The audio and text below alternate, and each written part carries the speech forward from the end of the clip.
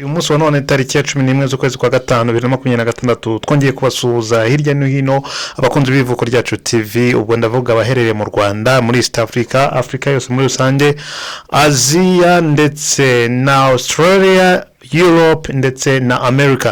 Nizere ko mwese mumeze neza. Nanjye mugiye kubana muri mwanya muto w'amakuru ni ONSP. Nizere ko turibuze kuba tumeze neza cyane.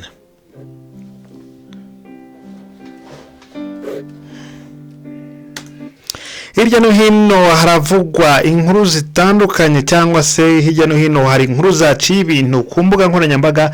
Uyu munsi wa none hashobora kuba hamaze nk'imisi igeze muri ine mucyumva by'umwihariko inkuru ya Aimable Karasira uzaramba, uzwi ku izina rya Professor Nega.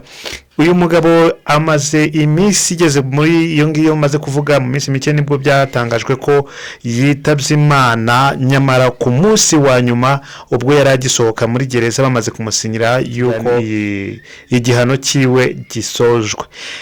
Biravugwa yuko yaba yari yahuje imiti, kuko yari asanzwe afatanga imiti yamuteraga gusinzira ndetse no kudahangayika cyane, kuko bivugwa ko yari afite ibibazo uburwayi bwo mu mutwe. Rero mu minsi nk'ingahe hirya no hino ku mbuga nkoranyambaga zitandukanye ni Karasira Aimable. Iyo ufunguye YouTube urasangamo Karasira Aimable. Haribazwa impamvu yaba yateye uru rupfu rwa Aimable, tise yaba yiyahuye kubw'isi impamvu.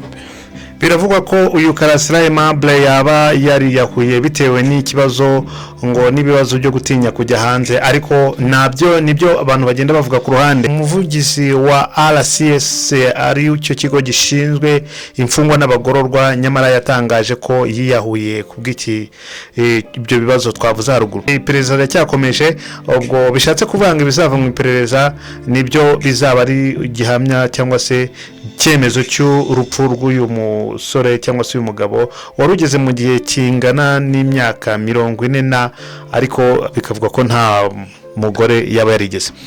Rero imiryango ishinzwe uburenganzira bwa kiremwa muntu hirya no hino ku isi ndetse n'abandi bantu bakurikirana hafi u Rwanda baravuga yuko barwagiriza tubahiriza uburenganzira bw'ikiremwa muntu, bavuga yuko Aimable Karasira yaba yarishwe, ariko se ni gute babyemeza ntabwo tubizi. Turacyategereje iperereza kugira ngo ari byo rizashyira umucyo kuri icyo kintu. Ku bakunzi ba Karasira Aimable rero, uyu munsi wa none itariki ya 11 hari ikiriyo kugeza ku itariki ya 13, ubwo nibwo azabashyingurwa. Nizere ko buri muntu wese wakunze ibiganiro bya Karasira Aimable ndetse akaba n'umukunzi wiwe, ndavuga abo yigishaga hirya no hino ndetse n'inshuti n'imiryango hirya no hino ikunda ibitekerezo cyangwa se iharanira uburenganzira bwa kiremwa muntu, sinzi bamwitiraga ngo kari we ngo kaharanira uburenganzira bw'ikiremwa muntu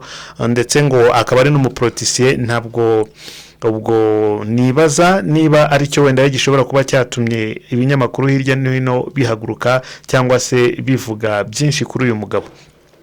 Indi nkuru ihari ni inkuru ya Rayon Sport, nayo yaciye ibintu ku mbuga nkoranyambaga. Rayon Sport yarayitsinze Marine ibitego 2 kuri 1. ubwo rero bakongera bakavuga ati abafana ba Rayon Sport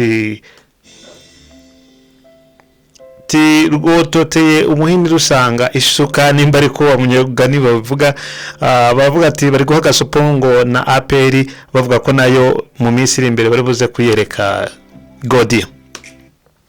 Indi nkuru twabagejejeho uyu munsi ejo ubwashize ni inkuru y'abana babiri bashimutiwe mu karere ka Ruhango. Bivugwa ko bashimuswe umukobwa w'umuturanyi wabo, ariko uwo mukobwa bakavuga ko atazi inkomoko, bakongera bakavuga ko bakeka ko yaba ari igini.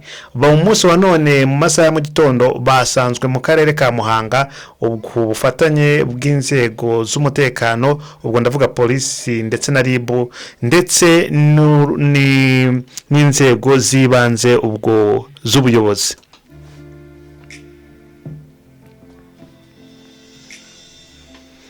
ubwo twageraga aho abo bana n'ababyeyi babo bahuriye twasanze ari ibyishimo bitandukanye ku babyeyi ndetse n'abana bongeye guhura nyuma y'icyumweru gishize batabonana. Yari abana bari mu kigero cy'imyaka 3 ndetse n'imyaka 4 ubwo bahuraga n'ababyeyi babo byari ibyishimo bidasanzwe. Nyuma y'uko tuhageze ababyeyi barakaye cyane bavuga ngo ni gute tuje gukora inkuru yarangiye kututegeze tugerayo hakiri kare, ariko mu by'ukuri ntabwo ikibazo ari cyacu. Sinzi niba batarebye ku Ivuko Ryacu TV twabashije kwishyiraho, nta wamenyera wasanga ari nayo mpamvu wenda se nabyo biri mu byatumye bahita